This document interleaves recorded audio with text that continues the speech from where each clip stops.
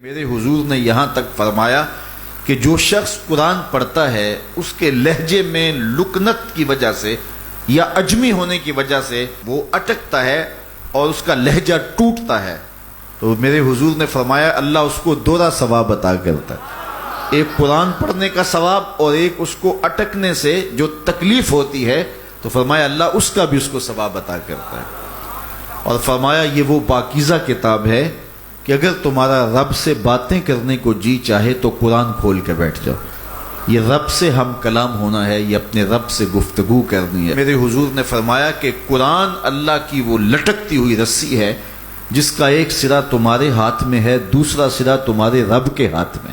تو خوش نصیب ہیں وہ لوگ جو اس کتاب کے ساتھ جڑ جاتے ہیں اور وہ دھرتی، وہ مقام، وہ جگہیں فیروز بخت ہیں کہ جہاں قرآن مجید کی تلاوت ہوتی ہے۔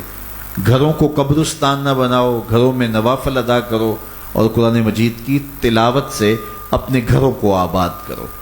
اگر گھر میں روزانہ کی بنیاد پہ قرآن مجید کی تلاوت کا معمول بن جائے تو پھر کوئی جن، کوئی بھوت، کوئی آسیب اور کوئی بدروح آپ کو تنگ نہیں کر سکتی۔ جہاں قرآن کی تلاوت تسلسل کے ساتھ ہوتی ہوگی وہاں جن نہیں ہوگا، وہاں ٹونے نہیں ہوں گے، وہاں جادو نہیں ہوگا، وہاں سایہ نہیں ہوگا، وہاں رحمت الہی کا سائبان تان دیا جائے گا۔ جہاں قرآن پڑھا جائے وہاں نزول باران ہوتا ہے، رحمتوں کی برسات ہوتی ہے۔ اور پھر اگر یہ جگہ اللہ کا گھر ہو، مسجد ہو، تو پھر تو دوہری برکت ہو جائے گی نا۔ وہ میاں صاحب نے کہا تھا نا کہ دودھ اندر جے کھنڈ رلائیے تے مزہ ہو جاوے دونا، کہ دودھ خود بھی میٹھا ہوتا ہے، اس کے اندر اگر چینی بھی شامل کر لی جائے۔ یہ روشنیوں کا منبع ہے، یہ مصدر ہے اجالوں کا۔ اس کتاب سے اتنی روشنیاں پھوٹتی ہیں کہ زندگی کے سارے اندھیرے ختم کیے جا سکتے ہیں۔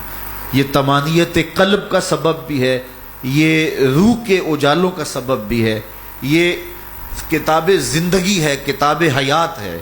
اس کے بتائے ہوئے اصولوں کے مطابق اگر زندگی بسر کریں گے تو یہ زندگی بھی خوبصورت ہوگی، اور اس زندگی کے بعد ایک اور شروع ہونے والی زندگی ہے، وہ زندگی بھی خوبصورت ہوگی۔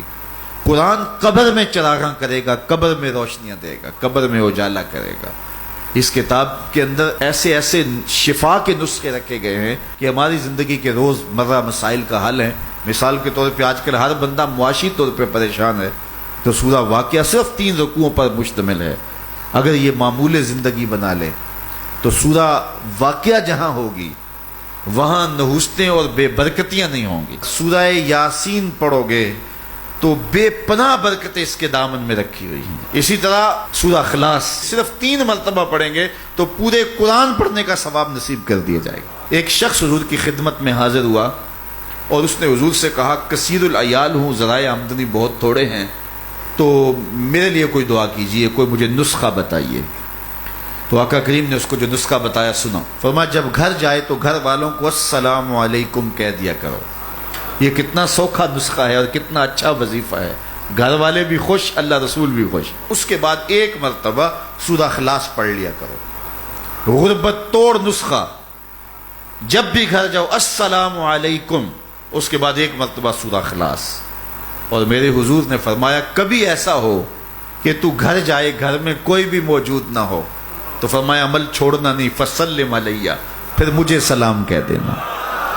وہ اپنے نام لیواؤں کو تنہا چھوڑتے کب ہیں، جہاں ہم دم نہ ہو کوئی وہاں سرکار ہوتے۔ وہ کہتے ہیں میں عمل شروع کر دیا، گھر جاتا السلام علیکم، اس کے بعد السلام علیکم کے بعد میں سورہ اخلاص 1 بار پڑھ دیتا۔ اس عمل کی برکت سے میں نے تو امیر ہونا ہی ہونا تھا، میرے ہمسائے بھی امیر ہو گئے، میرے ہمسائے بھی امیر ہو گئے۔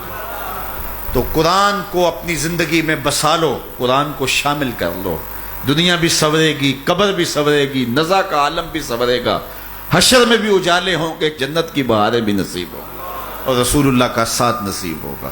تو اس کتاب سے جڑو، اس کو ورق ورق پڑھو، اس کو حرف حرف پڑھو، اس کو رکوع رکوع پڑھو، اس کا ایک ایک آیت ممکن ہو تو ایک ایک آیت روز پڑھ لو، اور اس کو ترجمے اور تفسیر کے ساتھ، توضیح کے ساتھ، شان نزول کے ساتھ اس کتاب اللہ کی تلاوت کا معمول بن